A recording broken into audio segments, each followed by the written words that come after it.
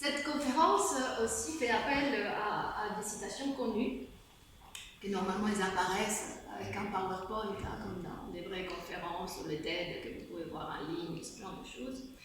Alors la première, elle est extraite de Lettres à Lucilius de Sénèque, et dit Ignoranti quem portum petat nullus suus ventus est. Il n'est pas de bon vent pour qui ne connaît pas la direction de son port. Non, port, P-O-R-T. Oui. Pas port, comme dans Balance ton port, mais dans la conférence, on va finir par en parler aussi. Donc bon, vous l'aurez compris, c'est une façon déguisée, quoique je pense qu'on apprend quand même des choses intéressantes sur l'écriture créative. En tout cas, je ne les invente pas, je les ai piquées un peu partout, avec un travail assez long de récoltage et de vol à stylo armé, si je peux dire, dans toutes sortes de bouquins et des livres de ce qu'on appelle, de cette nébuleuse qu'on appelle l'écriture créative. Donc on apprend quand même des choses sur l'écriture créative pendant la conférence. Et il faut bien que je donne des exemples, forcément. Et ces exemples, ils sont pris de l'histoire de ma maman. Et là, il y a tout de suite une connexion avec Eric. Je parle très peu de mon père, parce que je le dis à un moment donné, ma mère elle est rentrée toute seule du voyage des noces. Donc voilà, le père n'est pas très utile dans l'histoire, donc je parle essentiellement de ma mère. Sauf qu'il se trouve que ma mère est une des fondatrices du MLF en Italie, ce qu'on appelle la deuxième vague du féminisme italien. Vous en savez sans doute plus sur la deuxième vague française, le manifeste, salope, toutes ces choses-là. En Italie, c'était autre chose, c'était plus dur, beaucoup plus dur, on venait de loin. Voilà, il y avait plein de petites choses que je raconte comme ça, en anecdote, par mes yeux d'enfant et de préadolescente.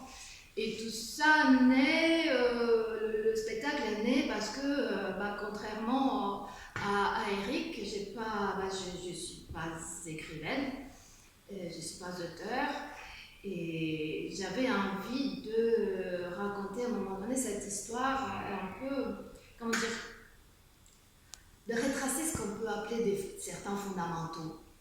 Parce que je trouve que j'adore les néo-féministes, je découvre plein de choses différentes, intéressantes, sur une réappropriation du mot sorcière, de toutes certaines vagues qui m'intéressent beaucoup, qui me plaisent beaucoup. Mais parfois je trouve qu'on s'égare. Et je dis, mais quand même, de tout cet héritage que j'ai un peu caché, je dis pas caché, mais il est, comment dire, substantiel à moi. Je suis un peu comme Obélix, vous voyez le personnage d'Astérix et Obélix, lui, on lui donne jamais de la potion magique parce qu'il est tombé dans la marmite quand il était petit. Voilà, moi avec le féminisme, je suis comme ça, donc je n'ai pas besoin d'en reprendre, de potion magique, on va dire. Mais j'avais envie de revenir à certains de ces fondamentaux. Et à un moment donné, tu as parlé, Stéphanie, par rapport donc, au texte sur lequel tu travailles, comment tu as dit exactement que je ne dise pas de bêtises, oui, des valeurs différentielles. C'est celle qu'Héritier appelle valeur différentielle. La balance différentielle d'existence. Voilà, c'est ça. Et en fait, il s'agit exactement de ça. Dans le féminisme de la deuxième vague italienne en particulier, on s'en foutait un peu de l'égalité homme-femme. C'est-à-dire qu'on cherchait à construire une société différente. Pas une société égalitaire, mais juste différente, à partir des bases de ce qu'on peut appeler le féminisme. Voilà, donc j'avais envie de juste qu'on se rappelle de trois petits trucs comme ça. Et je disais, je me suis égarée comme d'habitude. Oui, à un moment donné, je fais des digressions dans la conférence aussi. Et donc, j'étais en train de dire que contrairement à Eric, j'ai pas cette force d'écrire. Je vais faire un monologue sur ma mère quand même. Voilà, ça me paraissait étrange. Et donc j'ai trouvé, lors d'un stage longue durée au 5-4 avec Frédéric Ferrer, un fou de maître reconnu de la conférence au spectacle en France, voilà, j'ai trouvé à la toute dernière minute du stage, pendant 3 semaines, je ne savais pas quoi faire, et puis les 5 dernières minutes, on a trouvé ça. Voilà. Et donc, j'espère que vous viendrez voir le résultat de tout ce marasme qui s'est petit à petit construit. J'ai quand même fait une résidence d'écriture, parce que j'ai fini par écrire. Oui, ça c'est une chose assez curieuse peut-être, parce que cette technique que je ne connaissais pas, c'est la première fois que je fais une conférence de spectacle, je suis comédienne et metteur en scène. Donc c'est une forme différente que je n'avais jamais abordée jusque-là. Et donc cette forme suppose un rapport à l'oralité important. Forcément, c'est une conférence. D'ailleurs, quand je fais la sortie des résidences, je ne sais pas si tu as vu la première ou la deuxième à Anigrave, pas loin d'ici, le premier jour, comme j'essayais de perdre contact avec le public, de perdre contact, il faut que tu sois là, j'étais tellement avec le public que finalement les gens me parlaient tout le temps. Et donc j'étais hyper perturbée parce que je ne l'avais pas prévu dans mon truc que les gens me parlent autant. Donc voilà, donc ce fameux rapport à l'oralité qu'il faut absolument garder au début, et ben je me suis cassé les dents, comme on dit, parce que ça ne m'appartient pas.